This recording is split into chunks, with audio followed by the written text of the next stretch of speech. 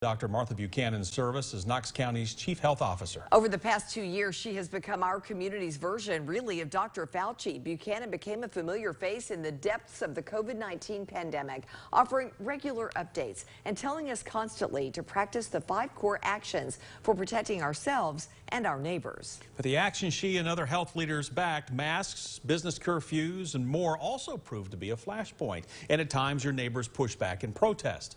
Lawmakers took action, too, rearranging who controls health rules. WATE 6 on Your Side reporter Elizabeth Kubel sat down to speak with Dr. Buchanan one more time today. Elizabeth joins us with tonight's top story.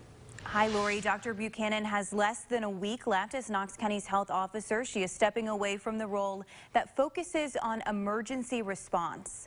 I sat down with her today for a one-on-one interview to reflect on the last almost 20 years with the county and to look toward what comes next. We know that your last day is quickly approaching as health officer, just a couple of days away. How are you feeling about it? You know, it's a bittersweet time. I've loved my career here, and I've loved serving Knox County. I've loved working with the amazing public health professionals here at the health department. But I'm also ready for a change. I'm ready for something different. I'm ready to move on and have a little more flexibility in my schedule, and a little more work-life balance. So it's bittersweet. We cannot reflect on your career without also, of course, talking about the COVID-19 pandemic. You really did become one of the local faces in the fight against COVID. Just walk me through what that was like for you to go through all of that at the time. When COVID really hit, it was so much bigger and so much longer than we had really anticipated. So the scope and length of COVID was one of the biggest challenges of COVID, honestly. How bad did it get through all of that, through 2020 and 2021? We did ask for extra KPD patrol to come and patrol around here. I actually had the sheriff's, because I live in the county, the sheriff's office, when we had one board of health meeting and I was at home, so I asked them to sit in my cul-de-sac because we'd had so much very loud protesting at board of health meetings. I encourage you to reach out. Something that I particularly remember was in those daily briefings that you all did. I remember there was one moment where you got visibly emotional.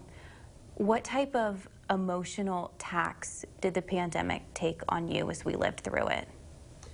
Very similar to what it did for everybody else. It was a very stressful time. You know, it was a natural disaster impacting all of our lives every day, and of course those of us in public health even more. So you know, it was you know, there were times when you were angry, there were times when you were sad, there were times when you were just, you know, tired, just physically and emotionally tired. But what I will say is that I'm very grateful for my family and friends and my team here, the team of advisors that that coalesced around me were vital to my survival through this pandemic. And we covered so much more in our interview today, including what Dr. Buchanan wants her legacy to be, what comes next for her, and her advice to the person who will fill her shoes. We will continue our coverage for you tonight at 7 and 11. Bo.